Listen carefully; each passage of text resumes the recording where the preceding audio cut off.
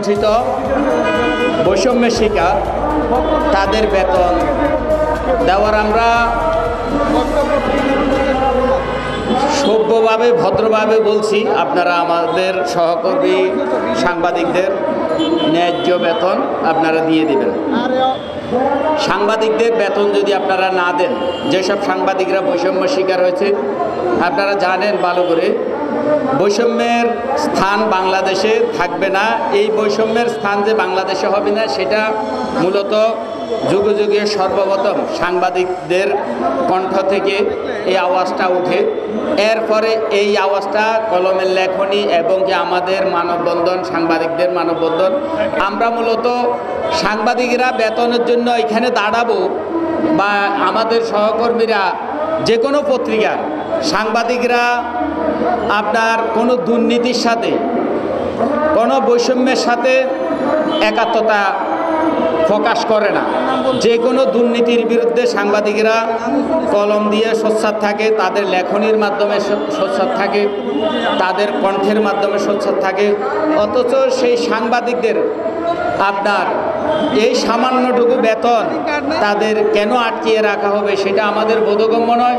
আমি জনকণ্ঠের কর্তৃপক্ষকে আমি বারবার তাদের দৃষ্টি আকর্ষণ করছি, এখানে যারা আপনার বেতন বঞ্চিত সাংবাদিক জনকণ্ঠের, তারা অতীতেও আপনার অফিসিয়ালি জানিয়েছেন, বারবার বলেছেন, আবেদন করেছেন। কোনো কাজ না হওয়ার কারণে শেখ হাসিনার বিশেষ করে এই জনকণ্ঠ, আপনারা জানেন যারা আজকে বৈষম্যের শিকার হয়েছে তাদের চাকরি কখন গিয়েছে এবং তাদের চাকরি থাকা অবস্থা তাদের বেতন দিচ্ছে না, কেন দিচ্ছে না সেটা আপনারা ভালো করে জানেন। যারা আমাদের সামনে বিশেষ করে আপনার ইলেকট্রনিক্স মিডিয়া এবং পত্রিকার অনলাইন আছেন, তারা ভালো করে আমাদের এই আওয়াজ, আমাদের এই শব্দ, আমাদের এই কণ্ঠ আপনারা প্রকাশ করবেন। কারণ আমরা সাংবাদিকেরা যে আপনার বৈষম্যের শিকার হব এইটা আমাদের বোধগম্য নাই। আমরা অত্যন্ত হতাশা এই কারণে যে সাংবাদিকেরা এই মুহূর্তে আপনার বেতন বৈষম্যের শিকার হয়ে রাজপথে দাঁড়াবে, মানববন্ধন করবে, আহাজারি করবে, আমাদের বেতন আমাদেরকে ফেরত দেন, এটা জানাবে। এটা আমাদের কল্পনার ভিতর ছিল না। তবু আমরা বলবো, জনকণ্ঠের কর্তৃপক্ষকে বলবো, হাফিজুর রহমান স্যারের কথা এসেছে, তিনি দৈনিক বাংলার কে কী করেছেন দৈনিক বাংলা পত্রিকায় সেটা আপনারা ভালো করে জানেন। এখন জনকণ্ঠে এই আওয়ামী লীগের নিয়োগকৃত তিনি এখন সেখানে গিয়ে আমাদের যে প্রকৃত সাংবাদিক যারা অনেক পরিশ্রম করে, তাদের সঠিক তথ্য বাংলাদেশের জনগণের বেতন বৈষম্য, দুর্নীতি, দুঃশাসন এবং এই যে গত 17টি বছর যেসব আন্দোলন গিয়েছে, গণতন্ত্র বলেন, আপনার বিভিন্ন অনিয়ম বলেন, এইসবের বিরুদ্ধে লিখেছে, তাদের মূলত আজকে এই বেতনটি আটকিয়ে দেওয়া হয়েছে।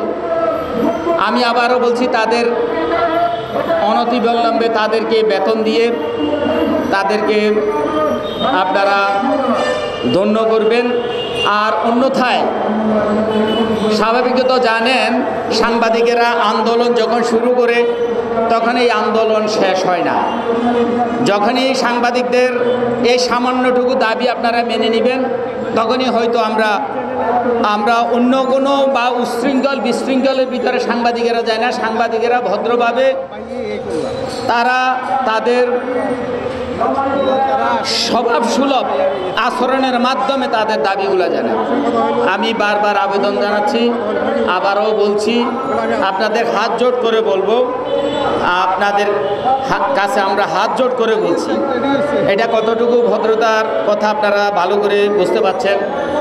আমাদের বেতন, আমাদের সহকর্মীদের বেতন আপনারা আশা করি আগামী এক সপ্তাহের মধ্যে হয়তো দিয়ে আমাদেরকে ধন্য করবেন। অন্যথায় এই আন্দোলন চলবে, চলমান থাকবে, এই আন্দোলন বন্ধ হওয়ার নয়। আপনাদেরকে অসংখ্য ধন্যবাদ। আসসালামু আলাইকুম ওয়া রাহমাতুল্লাহ।